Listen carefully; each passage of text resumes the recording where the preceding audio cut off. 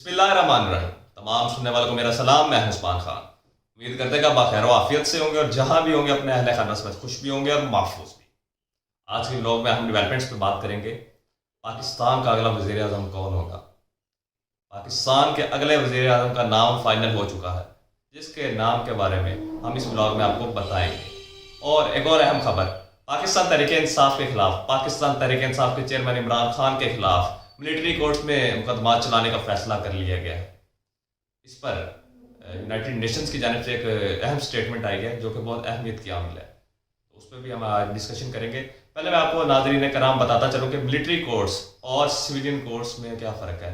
Civilian courts की hearing में आवाम case के बारे में, मुकदमात के बारे में बातचीत को सुन सकती है, लेकिन मिलिट्री कोर्ट्स में ये चीज़ें नहीं होती। मिलिट्री कोर्ट्स में जो फैसला होता है सिर्फ और सिर्फ आवाम को उससे आगाह किया जाता है। बाकी हेयरिंग वगैरह और बातचीत जो भी मुकदमात में होती है वो आवाम नहीं सुन सकती। जिस पर यूनाइटेड नेशंस की जानिब से ये एक स्टेटमेंट दी गई है कि सिविलियंस के मुकदमात को सिर्फ सिविलियंस कोर्ट्स में ही निपटाया जाए तो ये बेहतर है।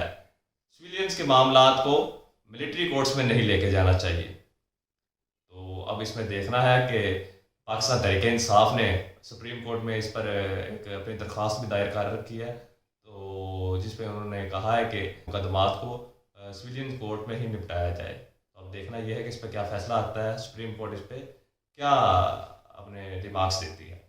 अब बात करते हैं कि पाकिस्तान का अगला वज़ीर आज़म कौन होगा। निगरान सेटअप के हवाले से एक खबरें मौसूल हो रही हैं कि मोहसिन बेग साहब, जो कि सहाफ़ी भी हैं, उनका नाम फाइनल किया गया है अगले निगरान सेटअप के लिए, निगरान वज़ीर आज़म के लिए। इससे पहले पंजाब का तख्त एक सहाफ़ी के हाथ में है, वो भी एक सहाफ़ी है। पंजाब में भी सहाफ़ी और वफाक में भी सहाफ़ी आ चुके हैं। तो ये आपको मैं ब्रेकिंग न्यूज़ दे रहा हूँ, अंदर की खबर आपको बता रहा हूँ कि मोहसिन बेग साहब का नाम उन्होंने फाइनल कर लिया है, जिसकी तस्दीक आइंदा चंद दिनों में हो जाएगी।